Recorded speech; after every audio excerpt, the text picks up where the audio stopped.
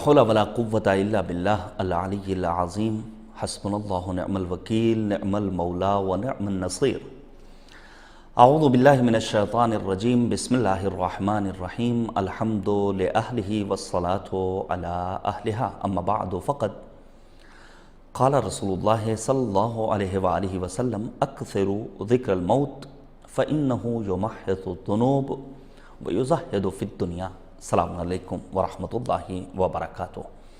موت کے سلسلے میں چند مطالب گزشتہ درس میں آپ کے سامنے بیان کیا، آج اسی کو کنٹینیو کرنا چاہتا ہوں۔ میں نے عرض کیا تھا انسان موت سے اس لیے گھبراتا ہے کیونکہ دنیا کا دل دادا ہو جاتا ہے، کیونکہ اس کا نام اعمال سیاہ ہوتا ہے۔ ہمیں دنیا کی دل بستگی بہرحال نہیں اختیار کرنی، البتہ دنیا میں زندگی بسر کرنے والے افراد تین قسم کے ہیں۔ بعض افراد وہ ہیں جو اس دنیا میں مایوسی کا شکار ہیں۔ زمان جاہلیت کا ایک شاعر ابو العلاء معرہ اس حد تک مایوسی کا شکار تھا کہ اس نے وصیت کی، جب میں مر جاؤں تو میری قبر پر ایک پتھر نصب کیا جائے اور اس کے اوپر لکھا جائے ہذہ جنایت ابی وما جنیت باحد۔ میرے باپ نے شادی کی، میں پیدا ہوا، یہ میری باپ کی جنایت کا نتیجہ ہے، نہ میں نے کوئی شادی کی، نہ میں کسی جنایت کا مرتکب ہوا، نہ میں اپنے پیچھے کوئی اولاد چھوڑ کر جا رہا ہوں۔ یہ انسان مایوسی کا شکار ہے۔ قرآن کریم نے ایسے افراد کی مذمت کی ہے۔ بعض افراد وہ ہیں جو اپنی دنیاوی زندگی میں لاابالی قسم کے سخت سے سخت حالات میں بھی، سوچیے کووڈ-19 کا دور، ہر طرف ایک سناٹا، ایک ہو کا عالم، ہر طرف موت کی خبریں، بے بسی، لاچاری، بے کسی، حکومت کی ناتوانی، اور دوسری طرف بعض افراد ان دنوں میں بھی نہ خدا کو یاد کر رہے ہیں، نہ انہیں موت کا ڈر ہے، نہ انہیں اس بات کا احساس ہے کہ اس دنیا میں زیادہ دن نہیں رہنا ہے، 10 20 50 60 سال کی انسانی زندگی ہوتی ہے، پھر اللہ کے حضور انسان کو پہنچ جانا ہے۔ لہٰذا بعض افراد غفلت کا شکار ہیں اور یہ اپنی دنیاوی زندگی کو صرف اور صرف سورج کے طلوع ہونے سے لے کر کے غروب ہونے تک کو معیار قرار دیتے ہیں، اور پھر برتھ ڈے پارٹیز اور طرح طرح کی مختلف عیش و نوش کی محفلیں سجتی ہیں۔ تیسری قسم ان افراد کی ہے جو اپنی دنیاوی زندگی میں حقیقت کے ساتھ آگے بڑھتے ہیں، انہیں یاد خدا ہر آن ستاتی ہے، اور پھر قرآن کریم کی آیت کریمہ کی روشنی میں الا بذکر اللہ تطمئن القلوب، کیوں نہیں یاد خدا سے اپنے آپ کو مطمئن کرتے ہو۔ دیکھیے دنیا کی بہرحال مذمت ہوئی ہے اور کہا گیا ہے کہ حب الدنیا رأس کل خطیہ، یا پھر میں سورہ مبارکہ یونس کی آیت نمبر 7 کو آپ کے سامنے پیش کروں، رضوا بالحیات الدنیا واطمأنوا بہا، دنیا کی زندگی سے وہ راضی ہو گئے اور پھر اسی کے ذریعے وہ مطمئن ہو گئے، انہیں آگے کی فکر ہی نہیں ہے، انہوں نے اپنا فیوچر، اپنا مستقبل، اپنی ابدی زندگی کے سلسلے میں، دار آخرت کے سلسلے میں کچھ سوچا ہی نہیں۔ اور آنے والا آتا ہے ایک شخص امام جعفر صادق علیہ السلام کے پاس، اور آنے کے بعد کہتا ہے مولا فلاں شخص دنیا کا دل دادا ہے۔ یہ غلط فہمی اس کو میں زائل کرنا چاہتا ہوں اس روایت کی روشنی میں۔ بعض افراد یہ نہ سمجھ بیٹھیں کہ دنیا سے دل بستگی کا مطلب یہ ہے کہ انسان بس ایک گوشے میں بیٹھ جائے اور پھر اللہ اللہ نہیں۔ عثمان ابن مظعون جیسا صحابی بھی جب ان کی زوجہ نے آ کر پیغمبر سے ان کی شکایت کی ہے کہ گھر میں ہی مسجد بنا لی، یتعبد فیہ، جس میں اللہ کی بندگی، عبادت، نماز پر نماز، پیغمبر نے بلا کر روکا تھا، ٹوکا تھا اور کہا تھا تمہارے اہل و عیال کے اپنے حقوق ہیں، لہٰذا دنیا سے دل بستگی کا مطلب ہرگز یہ نہیں ہے کہ انسان محنت نہ کرے، مشقت نہ کرے، پیسے نہ کمائے۔ آنے والا امام صادق کے پاس آیا اور آنے کے بعد کہتا ہے مولا فلاں شخص دنیا کا دل دادا ہے۔ امام نے اس سے ایک سوال کیا، بتاؤ وہ کرتا کیا ہے؟ وہ جواب دیتا ہے کہ وہ تجارت کرتا ہے، کسب و کار کرتا ہے، زحمت کرتا ہے، محنت کرتا ہے، مشقت کرتا ہے۔ اس موقع پر امام نے فرمایا اگر اس کا یہ کام گھر والوں کی عزت و آبرو کی حفاظت کے لیے ہے تو یہ دنیا طلبی نہیں ہے بلکہ آخرت سازی ہے۔ اللہ اکبر۔ روئے زمین پر کام کرنا انبیاء کا شغل رہا ہے، کاشتکاری کرنا ائمہ اطہار علیہم السلام کا شیوا رہا ہے، اہل بیت طاہرین علیہم السلام نے محنت کی ہے، مشقت کی ہے، امیر المؤمنین کے مختلف باغات تھے جس میں آپ محنت کرتے تھے۔ لہٰذا دنیا طلبی کا مطلب یہ نہیں ہے کہ انسان محنت نہ کرے، ہاں دنیا طلبی یعنی انسان دنیا کے زرق و برق میں گم ہو جائے، جس کے لیے علامہ اقبال نے کہا تھا کہ کافر کی یہ پہچان کے آفاق میں گم ہے، مومن کی یہ پہچان کہ گم اس میں ہے آفاق، الذین یتفکرون فی خلق السماوات والارض، صاحبان ایمان وہ ہیں جو زمین و آسمان کی خلقت میں غور و فکر کرتے ہیں۔ دیکھیے 50 60 70 برس قبل ایک تہران میں عالم گزرے ہیں، شیخ مرتضی زاہد رضوان اللہ تعالیٰ علیہ، کیا خوبصورت زندگی بسر کی ہمارے علماء نے۔ وہی پیغمبر کا وہ قول جسے میں نے سرنامہ سخن کے طور پر پیش کیا، اکثروا ذکر الموت، زیادہ سے زیادہ موت کو یاد کرو، فَإِنَّهُ يُمَحِّصُ الذُّنُوبَ، گناہوں کو بھی ختم کر دے گا، وَيُزَهِّدُ فِي الدُّنْيَا، اور دنیا میں تمہیں زاہد بنا دے گا۔ شیخ مرتضی زاہد رضوان اللہ تعالیٰ علیہ صرف نام کے نہیں بلکہ حقیقت میں زاہد تھے۔ وہ اپنی زندگی میں آخری لمحات میں اکثر پھونک مارتے تھے اس قسم سے۔ کسی نے سوال کیا آقا یہ آخر کیا کر رہے ہیں آپ؟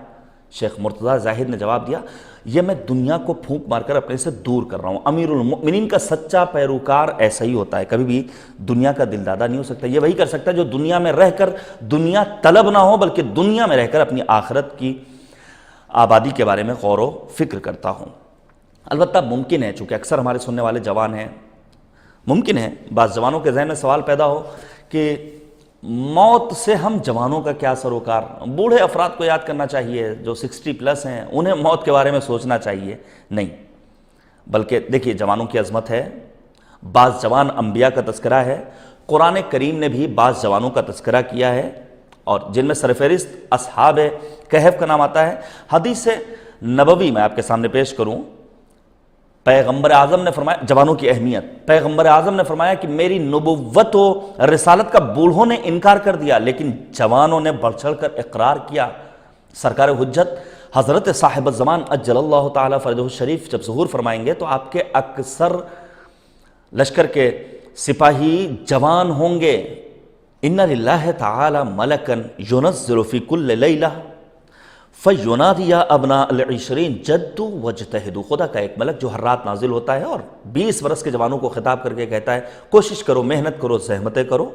وَيَا أَبْنَاءَ الثَّلَاثِينَ 30 برس والو، لَا تَغُرَّنَّكُمُ الْحَيَاةُ الدُّنْيَا، ایسا نہ ہو دنیا تمہیں اپنے دام فریب میں گرفتار کر لے۔ وَيَا أَبْنَاءَ الْأَرْبَعِينَ، اے 40 برس والو، مَاذَا أَعْدَدْتُمْ لِلِقَاءِ رَبِّكُمْ، تم نے اپنے پروردگار سے ملاقات کے لیے کیا آمادہ کیا۔ وَيَا أَبْنَاءَ الْخَمْسِينَ، اے 50 برس کے افراد، أَتَاكُمُ النَّذِيرُ، تمہیں ڈرانے کے لیے بہت ساری چیزیں آئی ہیں۔ وَيَا أَبْنَاءَ السِّتِّينَ زَرْعٌ أَنَّ حِصَادَةٌ وَيَا أَبْنَاءَ السَّبْعِينَ نُودِيَ لَكُمْ فَأَجِيبُوا وَيَا أَبْنَاءَ الثَّمَانِينَ أَتَتْكُمُ السَّاعَةُ وَأَنْتُمْ غَافِلُونَ، 60 برس والوں کو، 70 برس والوں کو، 80 برس والوں کو خطاب کیا اور پھر کہتا ہے تم سب کے سب غفلت کے شکار ہو۔ تم یقول، پھر وہ ملک کہتا ہے لولا عباد رکع ورجال خشع، اللہ اکبر، وصبیان رضع وانام رتع لصب علیکم العذاب صبا۔ عجیب و غریب فقرات ہیں، دل کو دہلا دینے والے، رونگٹے کھڑے کر دینے والے۔ ملک کہتا ہے اگر روئے زمین پر کچھ عبادت گزار صالح بندے نہ ہوتے، رکوع کرنے والے نہ ہوتے، خضوع و خشوع کرنے والے افراد نہ ہوتے، اگر روئے زمین پر کم سن شیرخوار بچے نہ ہوتے، اگر چرنے والے جانور نہ ہوتے تو عذاب پروردگار تمہیں اپنے حصار میں لے لیتا۔ یہ تو برکتیں ہیں ان نمازیوں کی، ان عبادت گزاروں کی، ان صالحین کی، ان شیرخوار بچوں کی، ان خشیت الہی رکھنے والے افراد کی کہ جس کے سبب ہم دنیا میں عزت کی اور چین و سکون کی زندگی بسر کر رہے ہیں۔ بہرحال انسان کو اس دنیا میں رہ کر کے اپنی آخرت کو آباد کرنے کی فکر کرتے رہنا چاہیے۔ میں آپ کے سامنے پیش کروں 1-2 باتیں۔ دیکھیے موت کو یاد کرنے کے اپنے اثرات ہیں۔ سب سے پہلا جو اثر ہے وہ یہ کہ نفس کو سرکشی سے روکنا۔ نفس انسان کا سرکش ہو جاتا ہے۔ امیر المؤمنین نے فرمایا وَدَ اللَّهِ بِذِكْرِ الْمَوْتِ، موت کو یاد کر کے اپنے نفس کو مہار کرو، کنٹرول کرو۔ نبی اعظم حضرت محمد مصطفیٰ صلی اللہ علیہ وآلہ وسلم نے فرمایا لولا ثلاث فی ابن آدم ما تأتى رأسه شيء المرض والفقر والموت، اگر 3 چیزیں نہ ہوتی تو انسانی سر کبھی خم نہ ہوتا۔ وہ 3 چیزیں کیا ہیں؟ مرض ہے، فقیری اور تنگدستی ہے، اور موت ہے۔ کلہم فیہ وانہ معہن لوثاق، ساری چیزیں ہیں، اس کے باوجود بھی انسان سرکش ہو جاتا ہے۔ نفس کو سرکشی سے روکنا ہے تو موت کو یاد کرتے رہنا ہے۔ آپ دیکھیے وہ افراد جو دنیا کے دلدادہ ہوتے ہیں، وہ افراد جو دنیا کے حکمران جماعت میں شامل ہوتے ہیں، وہ افراد جو دنیا کے ظالم و جابر حکام کی فہرست میں نظر آتے ہیں، انہیں ہمیشہ موت سے ڈر رہتا ہے۔ اور حتیٰ بعض حکام تو ایسے گزرے ہیں جنہوں نے اپنے پاس آنے والوں کو صرف اور صرف موت کا تذکرہ کرنے کے سبب موت کی سزا سنائی ہے۔ مثلا ہارون رشید کے بارے میں ملتا ہے کہ اس نے خواب میں دیکھا کہ اس کے دانت گر رہے ہیں۔ اس نے کہا کہ ایک معبر کو بلایا جائے، لایا گیا ایک شخص تعبیر بیان کرنے والا۔ اس نے کہا بادشاہ سلامت، یہ جو آپ کے مصاحبین ہیں ان کی موت واقع ہونے والی ہے۔ اس نے کہا اسے کوڑے مارے جائیں، اسے سزا دی جائے۔ دوسرے شخص کو بلایا گیا، وہ تیز ہوش تھا۔ اس نے کہا بادشاہ سلامت، آپ کی عمر آپ کے مصاحبین سے زیادہ ہے، کہا اسے 100 دینار دیے جائیں۔ دیکھیں وہ گھبرایا، وہ انسان موت کے لفظ سے گھبراتا ہے۔ دنیا کو حقیر سمجھنا موت یاد کرنے کا نتیجہ ہے۔ کبھی بھی انسان دنیا سے راضی نہیں ہوگا۔ ارضیتم بالحیات الدنیا فما متاع الحیات الدنیا فی الآخرۃ الا القلیل، سورہ توبہ۔ مد دنیا فی الآخرہ الا مثل ما یجعل احدکم اصبعہ فی الیم فلینظر بما یرجع۔ دنیا کی مثال ویسے ایسی ہی ہے جیسے انسان سمندر میں اپنے ہاتھ کو ڈالے اور جتنا پانی اس کی انگلی میں نکل کر چلا ہے، بس یہی ہے دنیا کی مثال، اس سے زیادہ کچھ اور نہیں ہے۔ امیر المؤمنین نے فرمایا من اکثر من ذکر الموت رضی من الدنیا بالیسیر، جو زیادہ موت کو یاد کرتا ہے وہ دنیا سے تھوڑی سی جو چیز مل جاتی ہے اسی کے اوپر راضی اور قانع ہوتا ہے۔